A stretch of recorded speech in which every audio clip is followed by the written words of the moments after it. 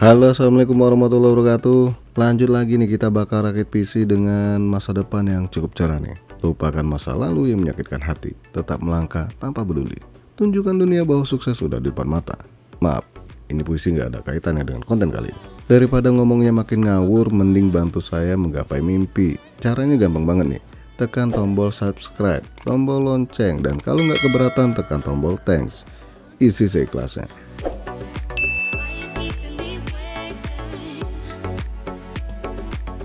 Nah, bagi yang kepengen rakit seperti ini, monggo cek link di deskripsi. Masalah harganya beda ya ditawar aja. Ingat, pembeli adalah raja. Tapi jangan pula nawar macam orang gila. Nanti penjualnya sakit hati. Terus dikirim barang nggak sesuai ekspektasi. Lah, puisi lagi. Oke, kita bahas aja partnya satu persatu dan monggo disimak videonya sampai kelar ya. Biar tahu kemampuan gamingnya. Suhu yang dihasilkan berikut juga sedotan daya listriknya. Nonton jangan setengah-setengah, nanti malah banyak tanya. Padahal udah dijelasin semua. Kecewa.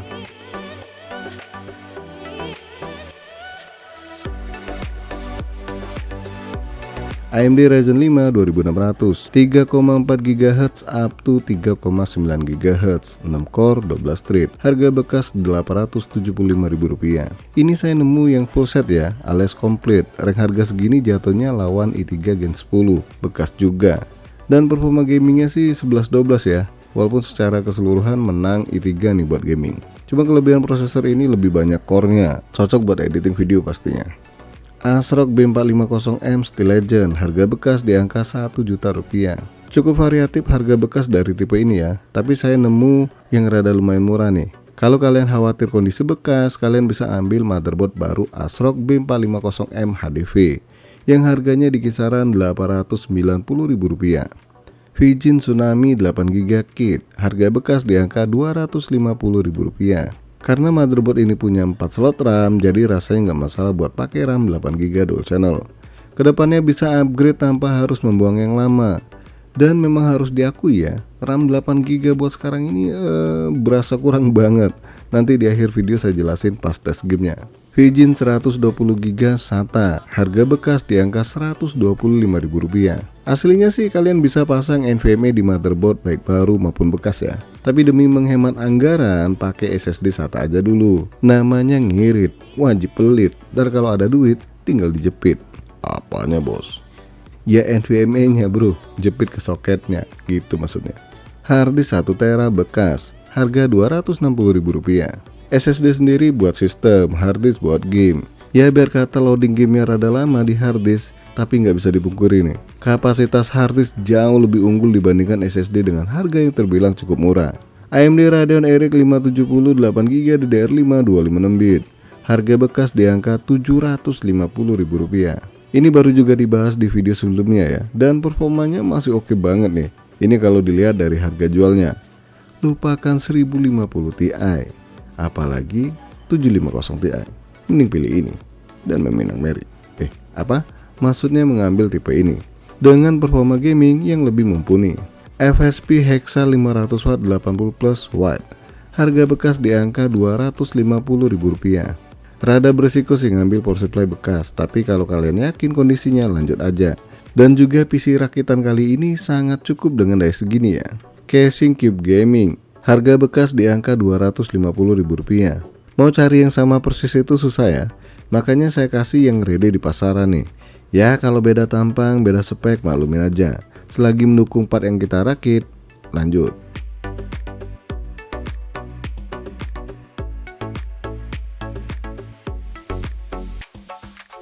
Sebelum kita ngerakit PC, kita totalin dulu duit yang harus dikeluarkan buat beli part PC-nya.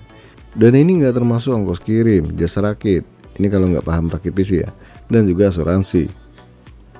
Nggak ada dong asuransi. Nah total harga PC ini hanya Rp3.730.000. Wow, murah bingit.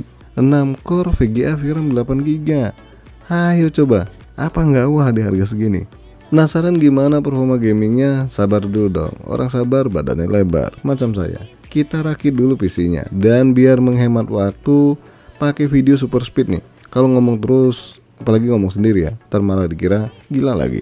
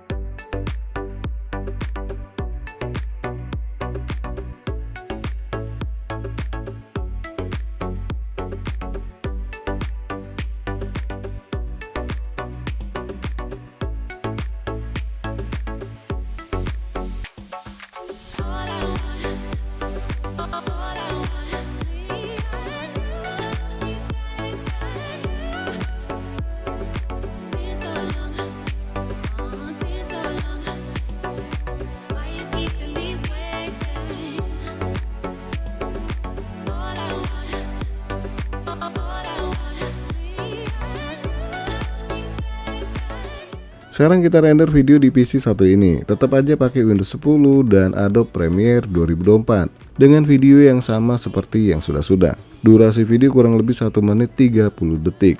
Dan untuk ngerender video 4K, waktu yang dibutuhkan adalah 4 menit 3 detik. Hasilnya mirip-mirip sama PC i3 Gen 12 saya ya. Sedangkan video 1080p hanya butuh waktu 1 menit. Gimana? Masih oke kan buat ngerender video? Apalagi resolusi 1080p. Untuk hasil Cinebench R15, skor CPU-nya hampir mendekati i3 Gen 12 ya. Dan untuk VGA sendiri di OpenGL masih kalah telak dengan Radeon RX 580 2048 SP. Di Cinebench R23, skor single core-nya dapat di angka 939 PTS dan multicore-nya di angka 6665 PTS. Dan silakan pantengin sendiri hasil Cinebench 2024. Blender dan juga 3D Mark di PC satu ini.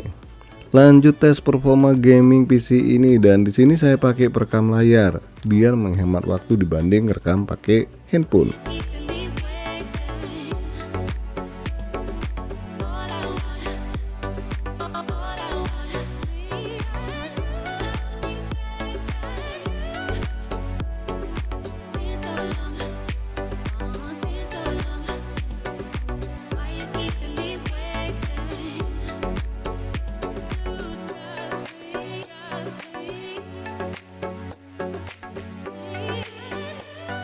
PES 2024.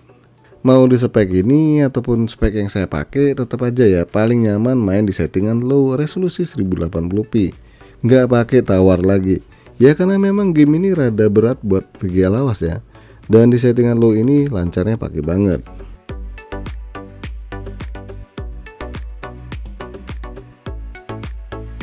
GTA 5 di settingan nggak maksa-maksa banget ya, settingan high ya. PC ini masih dapat frame rate yang cukup tinggi, nggak tinggi-tinggi banget ya, apalagi hampir langit ke-7. Ngapain coba? Jelasnya frame rate-nya masih di angka 40 hingga 100 fps.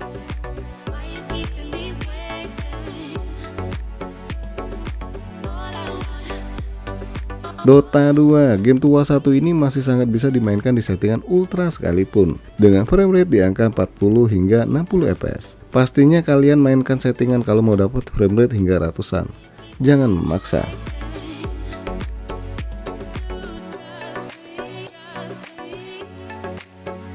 Need for Speed Heat. Game tua satu ini nggak bisa diremehkan ya. Kalau di settingan ultra, bikin VGA kelas bawah berasa sampah. Tapi di spek ini masih mantap jua nih. Frame rate yang didapat sih nggak tinggi-tinggi banget, tapi masih sangat baik di angka 40-an fps. Pastinya lancar dong.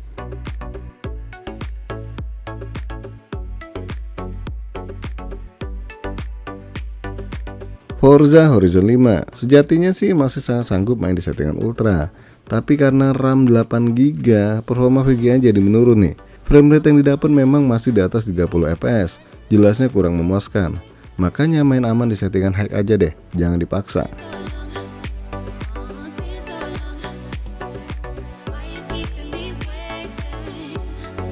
AC Valhalla. Di game ini sama sih ya, nggak bisa dipaksa settingan ultra. Lagi-lagi RAM 8GB sedikit menghalangi performa VGA.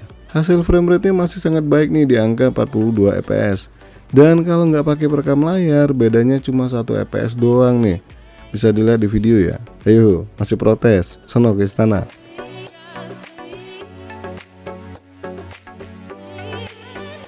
God of War, game tua yang lumayan menyiksa buat PC harga murah. Tapi tenang ya, di game ini masih dapat frame rate bagus di angka 40-an fps dengan settingan medium, tanpa harus mengaktifkan FSR-nya.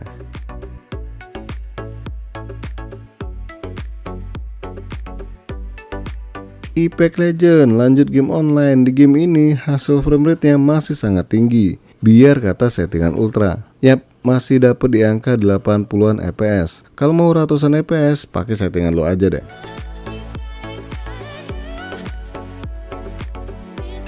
Genshin Impact. Sejatinya game ini kalau di settingan high butuh RAM di atas 8GB. So hal yang wajar kalau kurang maksimal di PC ini. Bahkan kata pemain Genshin, mending jangan main deh. Enggak dong, maksudnya jangan dipaksa. Settingan terbaiknya di low, ini kata dia ya. Tapi kalau kalian nambah RAM jadi 16GB, settingan paling nyaman itu di medium.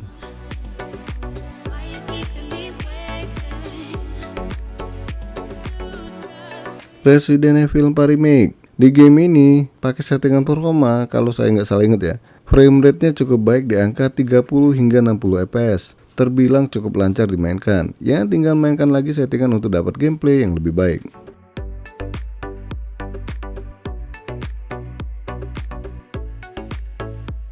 Dari 10 game yang diuji coba, PC ini masih bisa memberikan pengalaman gaming yang cukup memuaskan. Ini untuk rank harganya ya, tapi ingat seperti yang saya jelasin di awal video, RAM 8GB ternyata bikin masalah di beberapa game. Contohnya adalah game Warzone 2.0 yang mana ternyata nggak bisa running dengan baik di PC ini. Gamenya menutup diri. Sakit hati kali ya. Ternyata setelah saya tambahkan RAM dengan total 16GB, gamenya berjalan tanpa masalah di settingan ultra dengan frame rate di angka 70 fps. Selain game Warzone ada juga nih game The Last of Us yang ternyata close sendiri waktu loading game. Pas ditambah RAM-nya berjalan tanpa masalah. Dengan settingan medium, FSR-nya aktif. Frame rate yang didapat di angka 40-an fps. Sama halnya dengan game Horizon Zero Dawn yang nggak running di RAM 8GB. Aduh, ternyata standar PC rakitan sekarang ya minimal 16GB. Tapi jangan berkecil hati ya. Toh harga RAM sekarang udah murah sekali, ya kan? Jadi kalian bisa upgrade ke depannya nih. Ya kalau ada duit langsung aja ditambah ya, biar gamenya nggak protes.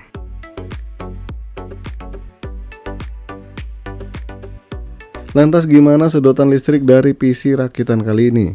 Ternyata kecil loh, nggak nyampe 300 watt, hanya 280 watt. Ini sedotan daya tertinggi yang tercatat di wattmeter. Besar bos. Ya gimana ya? Kan part yang dipakai harus daya tuh. Toh listrik 450 voltase ampere masih bisa kok ngidupin PC ini. Asal nggak pakai kulkas, Magicom, AC, ya bisa banget. Lampu bos. Lampu bisa dong. Kecuali satu lampu nyedot 100 watt, dia bakal jeglek. Nah untuk suhu sendiri ternyata suhu prosesor AMD keluaran lawas ini tergolong adem loh. Beneran, buat bergaming ria, suhu prosesor mentok di angka 70 derajat Celcius. Tapi kalau dipakai buat benchmark, suhunya jadi 72 derajat Celcius. Dan masih tergolong adem buat suhu prosesor. Oke lanjut untuk suhu GPU-nya sendiri tergolong anget ya, karena udah tembus di angka 80 derajat Celcius. Tapi tetap aja masih aman untuk dipakai ya, suhu segini ya. Nah, kedepannya kalian masih bisa ganti prosesor yang lebih kenceng lagi, misal AMD Ryzen 5 5600. RAM-nya naik jadi 32 GB nih. Kemudian dipakein SSD NVMe yang versi 30 pastinya ya. Terus VGA-nya ganti yang lebih bertenaga macam AMD Radeon RX 6600. Atau dari kubu sebelah atau Nvidia itu ngambil Nvidia RTX 4060. Jadilah PC gaming yang nyaman di settingan ultra resolusi 1080p. Oke guys, sampai di sini aja dulu bahasan rakitan PC gaming 3 jutaan paling oke kali ini. Jangan lupa support terus channel ini dengan cara subscribe, like, dan share. Makasih sudah mampir di NK Channel.